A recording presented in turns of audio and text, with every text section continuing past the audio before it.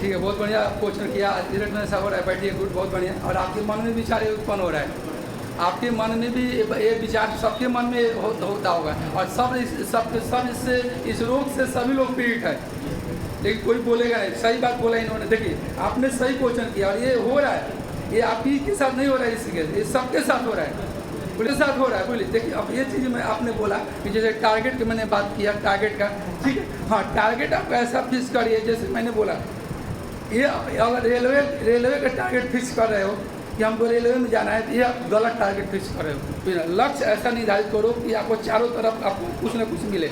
जैसे मैं क्लास में बोलता हूँ, एसएससी ऐसा चीज़ है, एसएससी ऐसा चीज़ है, अगर एसएससी का लड़का अगर तैयारी करता है, एनीबडी, बैंक और रेलवे किसी भी, और अगर कोई रेलवे का अगर फोकस करे, कोई कहता है हमसे कि रेलवे की तैयारी कर रहा हूँ, तो मेरे को लगता है कि वो महामूर्ख स्टूडेंट है, उसको कंपटीशन के बारे में कुछ भी नॉलेज नहीं है।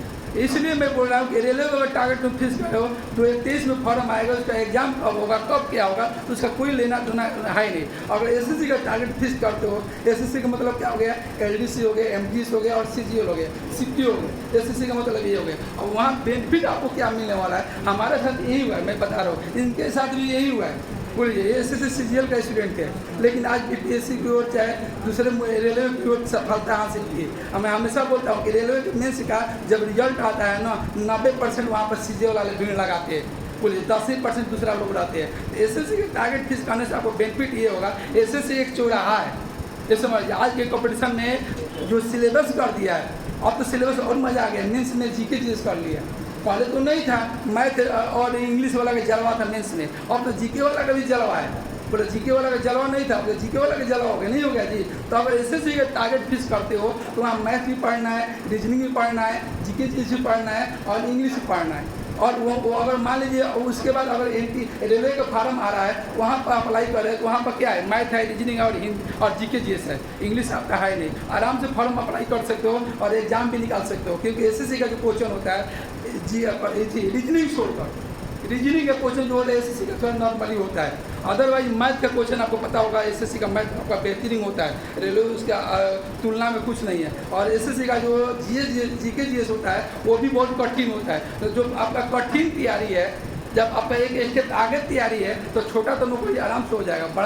बड़ा मछली छोटी मछली को खाती है, ये कॉम्पिटिशन में भी होता है। तो और बैंक की बात किया जाए, बैंक को भी टारगेट न करो। आज डेट में, हमारे समय में लोग बैंक के टारगेट करते थे, खासकर लड़कियाँ, सीबीएसई वाली चाहे सीबीएसई वाला लड़का।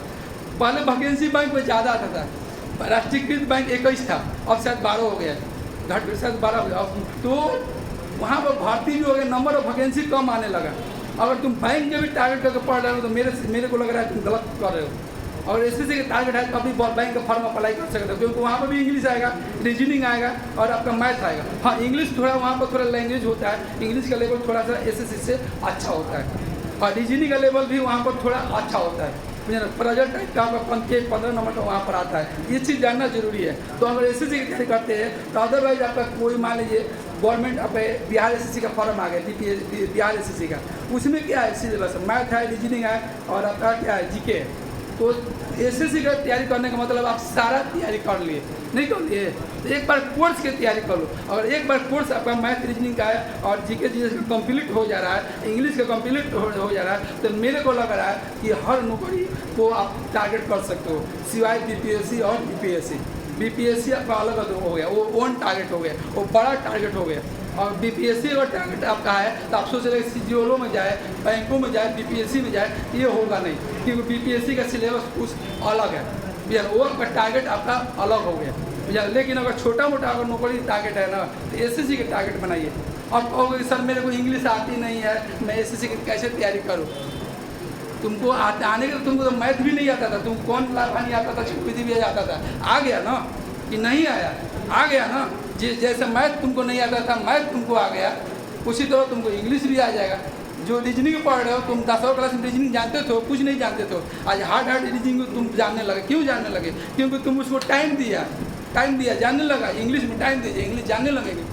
तो मेरे को लगता है कि जितना मैथ में आप 100% मेहनत करते हो, अगर उसका 30% अगर अंग्रेजी में मेहनत करोगे ना, मेरे को लगता है उससे ज़्यादा नंबर आएगा। और मेरा अगर ओपिनियन देखोगे, क्योंकि आपका ग्रामर तो कम से कम बढ़िया है, अगर बिहार के स्टूडेंट हो तो ग्रामर बढ़िया है, 5 8 पार्ट्स ऑफ स्पीड पढ़ा है।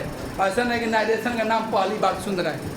बोलिए, बस हम समय नहीं दे रहे हैं, इसलिए हमको अंग्रेजी आसान लग रहा है। मेरे को यही लगता है जिस दिन आप समय देते हो, जैसे मैथ में समय दिए 1 साल, इंग्लिश में अगर 6 महीना का 5 महीना समय दीजिए, आपका इंग्लिश आपका मैथ से बेहतरीन होगा और इंग्लिश जिसका बेहतरीन होगा उसी का एसएससी में सिलेक्शन होने के ज़्यादा चांसेस होगा, क्योंकि आपका मार्क्स ज़्यादा आएगा कम समय में। और अंग्रेजी में मैथ में क्या होगा, आपको बनाना पड़ेगा तब मार्क्स आएगा। ये